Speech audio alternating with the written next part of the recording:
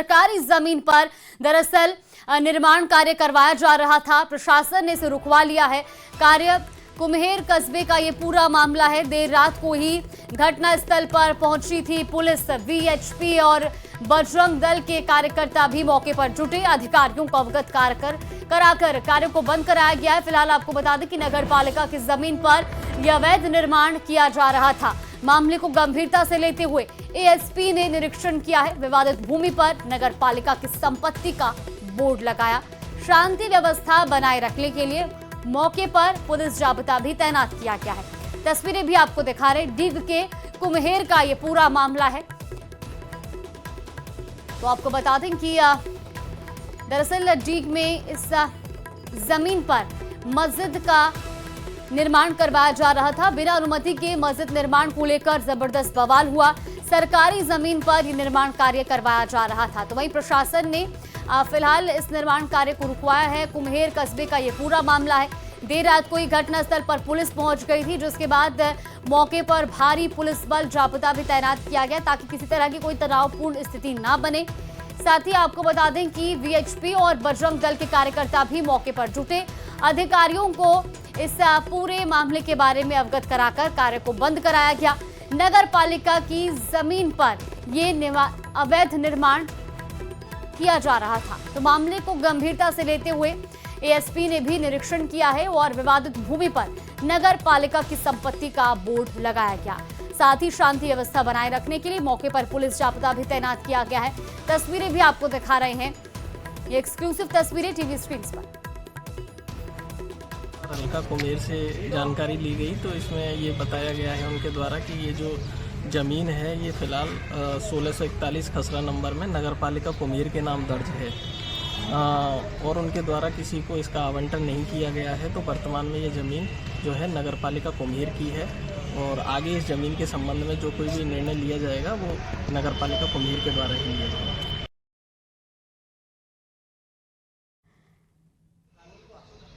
तो देखिए डीग के कुम्हेर का ये पूरा मामला है, जहां पर दरअसल बिना अनुमति के मस्जिद का निर्माण करवाया जा रहा था। जानकारी ये है कि ये जमीन कुम्हेर नगर पालिका के नाम पर है और ऐसे में यहां पर बिना अनुमति के अवैध तरीके से मस्जिद का निर्माण करवाया जा रहा था, जिसके बाद मौके पर अधिकारी पहुंचे। वीएचपी और बजरंग दल के कार्यकर्ता भी मौके पर पहुंचे। इस पूरे मामले के बारे में अवगत कराया गया और साथ ही निर्माण कार्य को भी रोका गया। फिलहाल इस पूरे मामले में गंभीरता से जांच भी की जा रही है।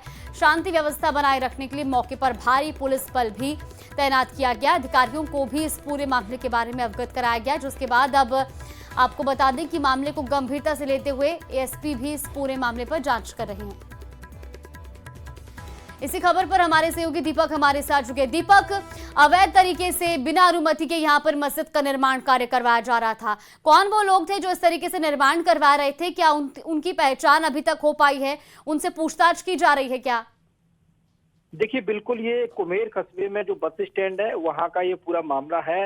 एक विशेष समुदाय के लोगों द्वारा जो नगरपालिका की जमीन है उस पर अवैध रूप से मस्जिद का निर्माण किया जा रहा था, जिसकी सूचना लगातार प्रशासन को दी गई थी नगरपालिका को। लेकिन नगरपालिका की जो अधिकारी हैं उनकी भी लापरवाही यहाँ कहीं ना कहीं देखने को मिली और फिर उसके बाद विश्व हिंदू परिषद और बजरंग दल के कार्यकर्ताओं को जैसे ही इस मामले की भनक लगी तो वो वहां मौके पर पहुंचे और उन्होंने प्रशासन को सूचना दी। फिर माहौल की स्थिति को देखते हुए वहां प्रशासन पहुंचा और कार्य को आनन फानन में बंद कराया गया। अब इस जगह पर नगर पालिका की संपत्ति का बोर्ड लगाया गया है। लेकिन सबसे बड़ा सवाल यह है कि जब इस पर निर्माण किया जा रहा था करीब 30% के लगभग निर्माण कार्य हो चुका है, अब तक नगर पालिका के जो अधिकारी हैं वो कहाँ सो रहे थे? उन्होंने इस काम को क्यों नहीं रोका? वो जो उनके कर्मचारी हैं क्या उनकी निगाह इस काम पर नहीं गई? और आखिर में जब विश्व हिंदू परिषद और बजरंग दल के कार्यकर्ताओं ने अवगत कराया उसके बाद वो मौके पर पहुंचे और उस कार्य को रुकवाया गया। एहतियात के तौर पर वहां पुलिस भी मौके पर पहुंची और खुद एएसपी अखिलेश शर्मा जो है वो मौके पर पहुंचे और उन्होंने वहां आसपास के लोगों से बातचीत की, पूरे हालातों का जायजा लिया और एक जांच जो है वो अब की जा रही है। अधिकारियों ने पूरा निरीक्षण किया है, कार्य को बंद करा दिया गया है। लेकिन सबसे बड़ा सवाल यही है कि सरकारी संपत्ति पर इस तरीके से अवैध रूप से मस्जिद का निर्माण करना अपने आप में बड़े सवाल खड़े करता है कि आखिर किस किस शय पर ये सब काम हो रहा था और उसके बाद आखिर फिर जब लोगों को पता लगा तो इस काम को रुकवाया गया। फिलहाल शांति व्यवस्था को देखते हुए वहाँ पुलिस भी मौके पर तैनात है, लगातार गश्त की जा रही है और वहाँ नगर पालिका की संपत्ति का बोर्ड लगा करके अब कार्य को बंद कराया गया है। जी चलिए, बिल्कुल दीपक, बहुत शुक्रिया आपका जानकारी साझा करने के लिए। और जी रुक कर लेते हैं अगली बड़ी खबर का। उदयपुर से बड़ी खबर आपको बता दें, एमएलए दीप्ति माहेश्वरी के एक्सीडेंट मामले पर यह बड़ी अपडेट सामने आ रही है। आपको बता दें कि बीजेपी के नेता भी उनसे मिलने के लिए पहुंचे हैं। तो वहीं दूसरी कार में सवार लोगों को भी पुलिस ढूंढ रही है। दूसरी कार में सवार सभी लोग फिलहाल फरार बताए जा रहे हैं। तो एमएलए दीप्ति माहेश्वरी के एक्सीडेंट का दरअसल ये पूरा मामला है। उनका एक्सीडेंट हुआ था, जिसके बाद उन्हें देखिए किस तरीके से ये खतरनाक एक्सीडेंट हुआ। जो कार के आगे का हिस्सा है वो पूरी तरीके से क्षतिग्रस्त हो गया था। इसके बाद तुरंत उन्हें अस्पताल ले जाया गया और अब बीजेपी के नेता भी उनसे मिलने के लिए पहुंचे हैं। साथ ही साथ इस पूरे मामले पर जो दूसरी कार है उसमें सवार सभी लोग फिलहाल फरार चल रहे हैं, तो उनकी भी तलाश की जा रही है।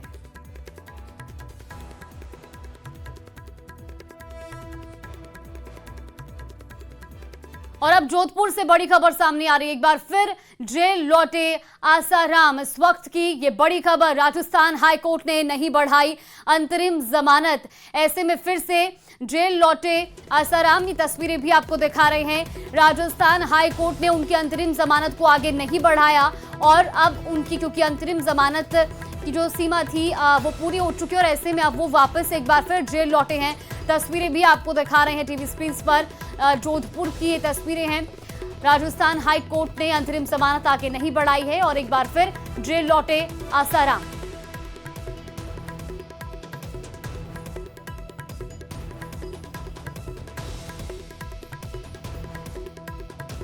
धौलपुर प्रवास के दौरान पूर्व मुख्यमंत्री वसुंधरा राजे ने परशुराम धर्मशाला में कथावाचक मुरलीधर महाराज की रामकथा को सुना।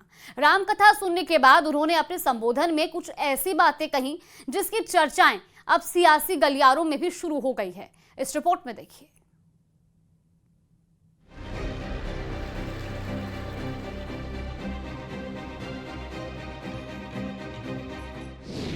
राम कथा में वसुंधरा राजे का वनवास राग। बोली, जीवन में सबके आता जाता है वनवास। दुनिया में कोई चीज नहीं होती स्थायी।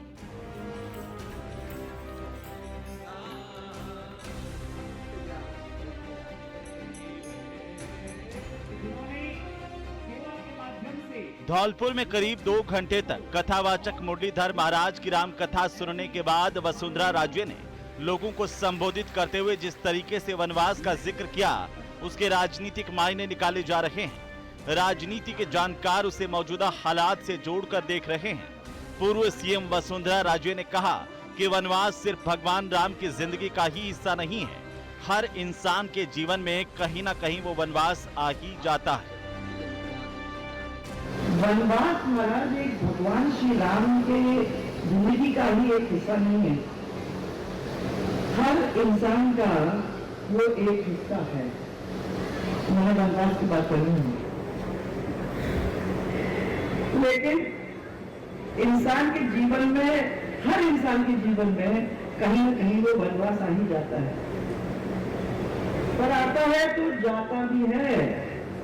ये अपने को अपने मन के अंदर सोच लेना चाहिए। पूर्व सीएम वसुंधरा राजे ने लोगों के जीवन में धैर्य की कीमत के बारे में बताया। इस बात को उनके राजनीतिक परिवार यानी बीजेपी से जोड़कर देखा जा रहा है।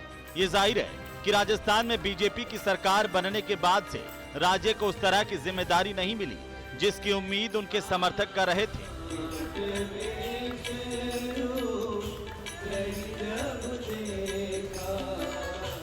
अपने को धैर्य क्या चीज होती है उसको समझने की जरूरत है।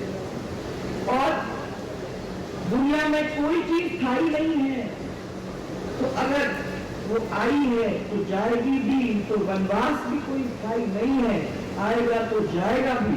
इसलिए किसी के मन के अंदर गठान बांधकर बैठने की किसी को जरूरत नहीं है, क्योंकि कभी तो ऊपर है तो कभी नीचे। राजनीतिक विश्लेषकों का मानना है कि राजे इन बयानों के जरिए न सिर्फ अपने समर्थकों को धैर्य बनाए रखने का संदेश दे रही हैं, बल्कि अपनी पार्टी के शीर्ष नेतृत्व को भी ये बता रही हैं कि वह अभी भी मैदान में हैं और उन्हें दरकिनार नहीं किया जा सकता। वसुंधरा राजे के बयान से साफ है कि वे अपने राजनीतिक भविष्य को लेकर पूरी तरह आशान्वित हैं और मानती हैं कि उनका वनवास जल्द ही खत्म होगा। न्यूज़ 18 राजस्थान के लिए धौलपुर से हरिवीर शर्मा की रिपोर्ट।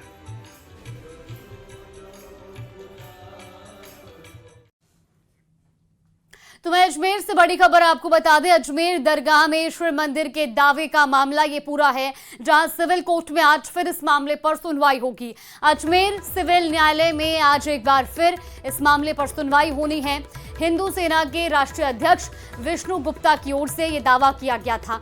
अब गुप्ता के दिल्ली से आए वकील इस मामले में जो है पैरवी करेंगे। दोनों ही पक्षों की ओर से अपना जवाब रखा जाएगा। दरगाह कमेटी अल्पसंख्यक विभाग की ओर से दावा खारिज करने की भी अर्जी लगाई गई थी। विष्णु गुप्ता के वकील दावा चलाने के लिए अपना पक्ष रखेंगे। 10 से अधिक अन्य लीग पक्षकार बनने के लिए भी लगा चुके हैं अर्जी। ये बड़ी खबर आपको बता रहे हैं, आज इस पूरे मामले पर सुनवाई होनी है।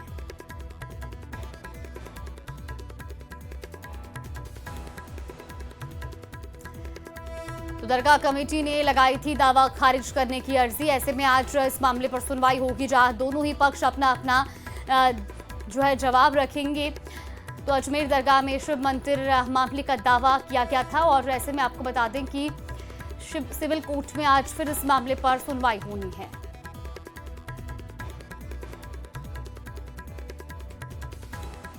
और अब चूरू से बड़ी खबर आ रही है, जहां फर्जी मार्कशीट से नौकरी मामले में एक्शन लिया गया है। पुलिस ने फर्जी मार्कशीट से नौकरी पाने वालों को पकड़ा है।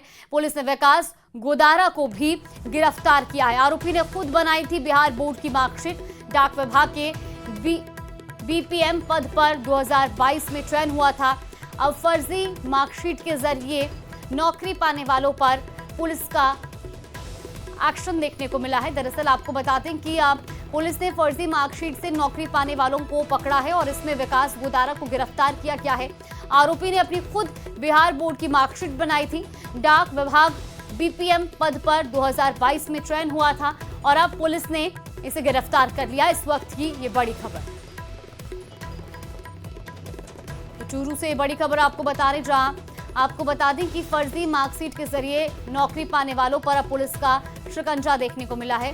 इसी खबर पर हमारे सहयोगी मनोज शर्मा हमारे साथ जुड़े हैं। मनोज, अब फर्जी मार्कशीट के जरिए जो नौकरी पा रहे हैं उन पर एक्शन लिया गया है, क्या इसमें और लोगों की भी संलिप्तता हो सकती है? पुलिस का क्या कुछ कहना है?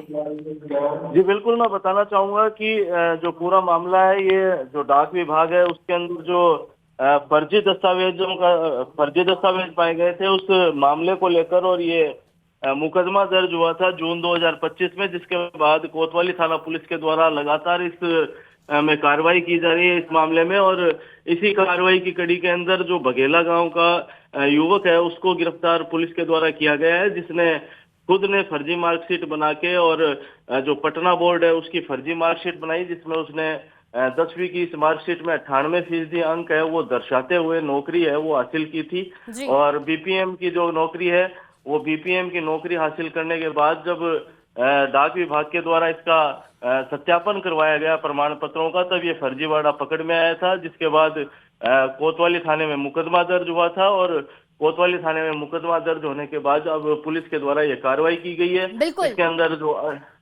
बिल्कुल मनोज, और ये बड़ी कार्रवाई भी की गई है पुलिस की ओर से। फिलहाल